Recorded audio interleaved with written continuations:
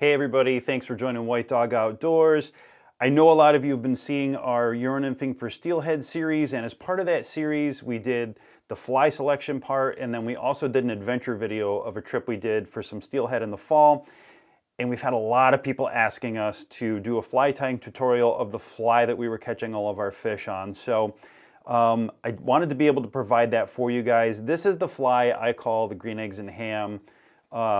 Super simple fly to tie. You can really crank these guys out, but it's super effective. And so we're going to talk about how to tie the fly today, but I'm also going to talk about maybe how you tie it differently in different types of situations. And then we're going to talk about also, we went through this in the Steelhead series. I'll cover it briefly here. The times of years where you maybe want to try a fly like this versus other times of years where you maybe try a different type of fly. All right, and one other thing that we do with our fly tying videos, I always like to do a little giveaway.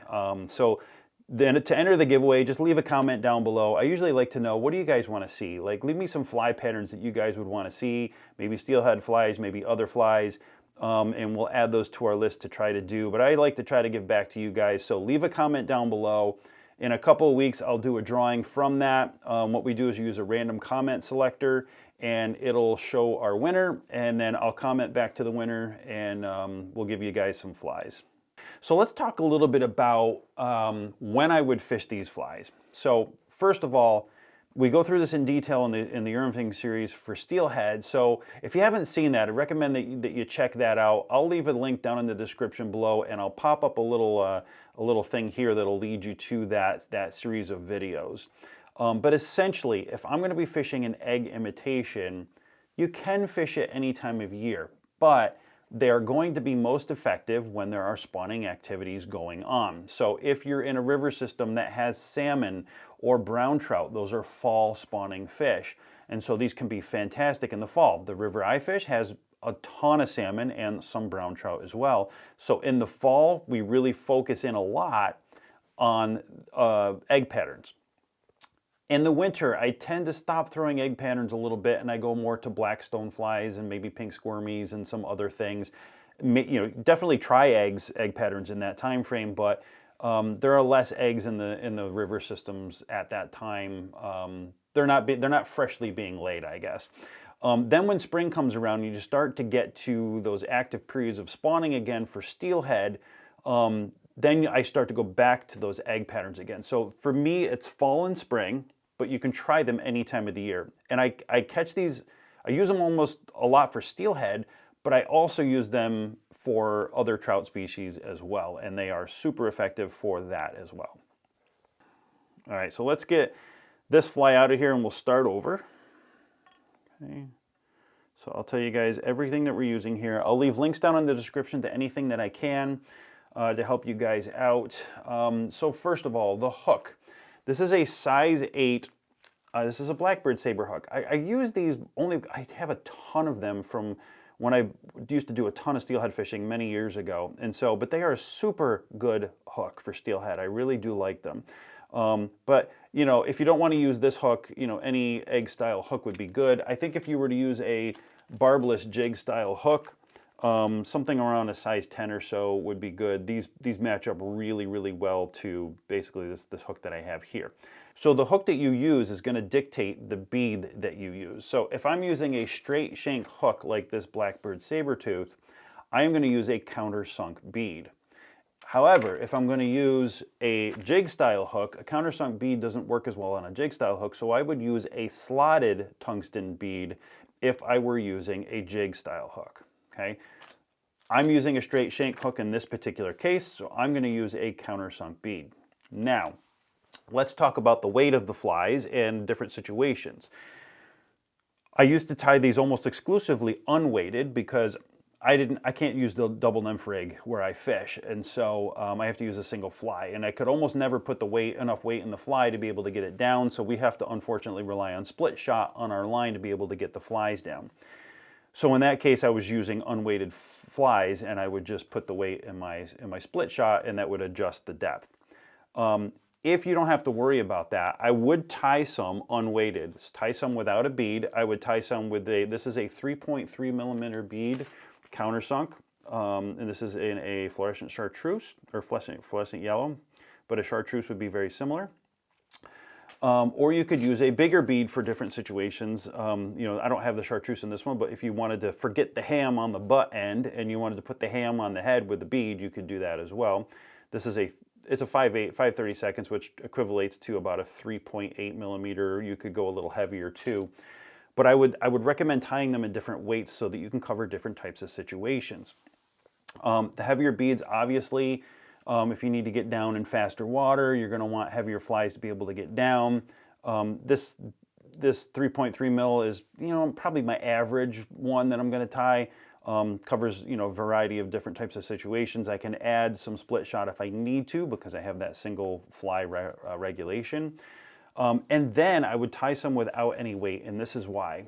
In the springtime, when these steelheads start getting active in their spawning routines, maybe they're not spawning yet, but they're going to come out onto the shallow flats, they're going to come out onto the gravel areas that are shallow, and they're going to start digging around, they're going to start moving around, they're going to start doing things, right? And even though they might not be actively spawning yet, they're starting those activities.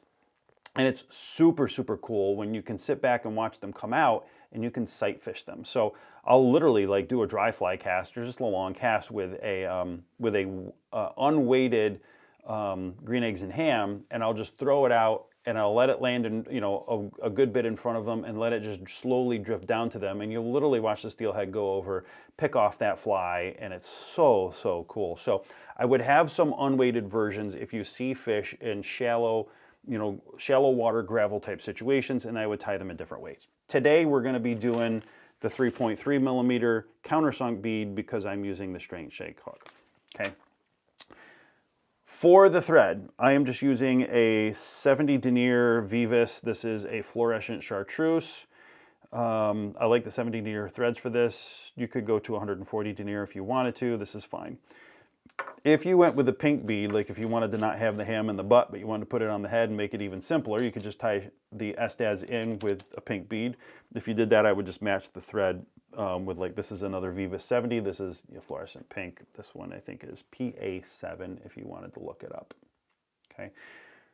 But we are going to be tying it with the fluorescent chartreuse. So let's get started. I'm basically going to tie the thread in behind the bead. Not going to secure anything in with it, really. I'm just going to wrap it down the shank of the hook about halfway. And I'll cut off the tag end of my thread. All right, we're going to leave it about halfway. Now, the next part is going to be, I think, dependent on how big you want to make this fly. I am using the original Estes that I had is more of a standard size Estes. It's a little bit fuller, a little bit longer. This is the stuff that I had from 12, 13 years ago. I had a really hard time finding Estes. So what I found was a petite Estes. It's a little bit thinner, a little bit shorter. So you could use it to make a smaller profile fly.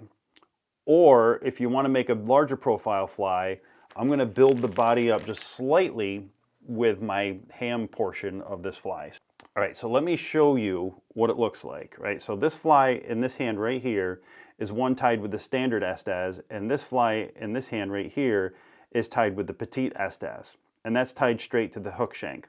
You can see that though the one is a pretty much smaller profile. I do like a bigger profile when I'm using these flies a lot of times. So maybe try the standard size Estes. If you're going to use the petite Estes but want to make it a little bit bigger, I'm going to show you how to do that here. So I am going to use the petite Estes even though I have the standard Estes and show you how I do that. So now it comes to the ham portion. So the ham portion is going to determine how I'm going to do the Estes. The ham portion it's a chenille. It's basically a new age chenille in kilowatt red. This is my favorite stuff to use on salmon steelhead flies. And so this is my butt end, my ham end of my fly. Okay. If I wanted a smaller profile fly, I would tie it in halfway down and I would just tie the bottom half of it. So what I'm going to do is I'm going to bring the thread up. I'm going to tie it more toward the front. So I'm going to tie in that my kilowatt red, and I'm actually going to cover the length of the body in my kilowatt red. What this is going to do is it's going to give me my ham portion for the back end, but it's going to give me a little bit of bulk for my front end of the fly. Whoa, don't go down there. for the front end of the fly. I'm just going to do a couple wraps in behind, a couple wraps in front, and I'm going to cut that off. Okay, that has given me a little bit of bulk, so I'm going to leave the back end for my ham portion, and I'm going to wrap the Petite Estes over the body that I built up. That's going to make the Petite Estes a little bit bigger. And so here's one that I did like that. It's going to give it a bigger profile than if I wrap the Petite Estes directly to the shank of the hook. Okay, so this is kind of the ultimate size and profile that I'm really looking for. Okay. Now, I mentioned before, there's a couple different types of Estes. This was super hard to find. All I had was my Estes from like 12 years ago, and that was a standard size Estes. I had a really hard time finding this stuff. Okay, so this is a Petite Estes. It's about as close as I could find. There is a standard Estes that looked a little bit bigger, but for now I'm going to use the Petite. If you want a bigger fly, maybe try the standard. If you want more, a smaller fly or an average size fly, try the Petite. And what I'm going to do, I'm going to take this, I'm just going to spread it out a little bit and spread those fibers out by stroking it down a little bit. We're going to tie it in at the head here. I'm going to go about halfway down. I want my ham to be about halfway down. I'm going to tie it in. I'm going to bring it back up to the, just past the bead, right? I'm going to start wrapping my body over my, my New Age chenille. I'm going to do 2, maybe 3 wraps, okay? And we're going to tie behind it. And we'll give it a couple wraps right in front. I'm going to try not to wrap down any of those particular fibers, and I'm going to bend this out a little bit and try not to take any of the fibers off. I'm just going to cut this out. Okay, that way I didn't cut it like this and give it a haircut. Okay, all right. So this fly is essentially done at this point. What I'm going to do is I'm going to give it a whip finish. I give it a double whip finish just to make sure that that the fly doesn't come undone. And I tug down on it, make sure I get that thread back behind the bead a little bit. All right, and that is essentially my tied fly. Cut off my thread. Again, I'm going to bring it out at an angle, make sure I don't cut off any of the fibers. Now I got a nice little egg-looking pattern. So I got my green eggs and I got my ham sticking out the butt end here. All right, one last step that you can do is you can put a little head cement right on the thread wraps to make sure it doesn't come undone. A lot of times I'm not even using head cement anymore. Let me get this. I'm actually using Solar Res Bone Dry, the super thin stuff, and I just lay a little dab in there. And then you use a little UV light to do it. I'll just do a tiny bit. I'm just going to take a tiny bit, pull this back, and just try to lay a little bit on the thread wraps right there. It's super thin, so it doesn't create any bulk, but it secures those thread wraps, and then we hit it with the UV light, and that'll cure right up.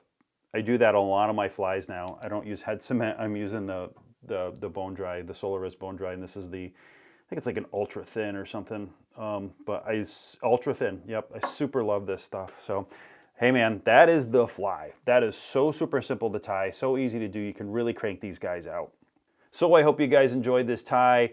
You know, tie these up, fill a row in your box with these guys, get them out there, and let me know how you guys do. I absolutely love that. And don't forget, leave a comment down below, and in a couple of weeks we'll do a drawing, and I'll select a winner of a half dozen of these guys. I've already got a bunch of them tied for you here. So this is for the winner right here. So leave a comment down below. We'll use a random comment selector, and we'll have a winner, and we'll send you guys some flies. So thanks for joining us. I hope you guys have an awesome steelhead season, and we will see you guys soon.